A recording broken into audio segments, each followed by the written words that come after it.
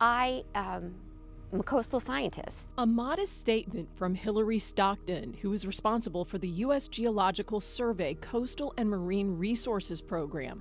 That includes more than 95,000 miles of vulnerable U.S. shoreline, including Puerto Rico, the U.S. Virgin Islands, and Pacific territories. My career has been centered on understanding how our coastlines respond to different forcing like waves or storms, and creating models that will describe what might happen in the future.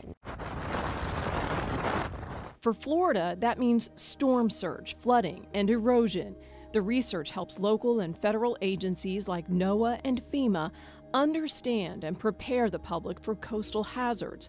Hilary's work includes the Stockdon equation, a formula that bears her name, used globally to anticipate the speed and height of rising water, called wave run-up. And with this equation, if you know something about offshore wave conditions like the wave height or the wave period and beach slope, so the shape of the beach, you can then predict how high the water levels are going to be. The Stockdon formula factors in wave action, something she says had been missing prior to the equation's inception in 2006. And in some storms, it can increase water levels by double. Hilary's love affair with science started early.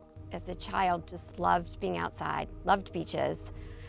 I also asked a whole lot of questions of people. This led to college, graduate, and doctoral studies in oceanography. I loved being able to find an answer, could connect with people.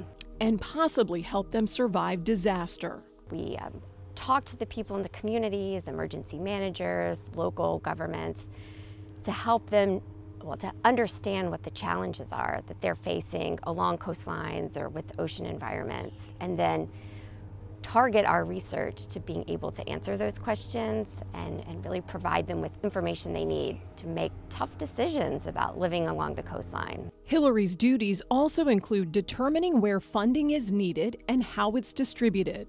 But Hilary believes the climate is changing. And so we're seeing more hazards, more flooding than we used to, because sea levels are creeping up. So places that 50 years ago didn't see the impacts of storms are starting to see that now.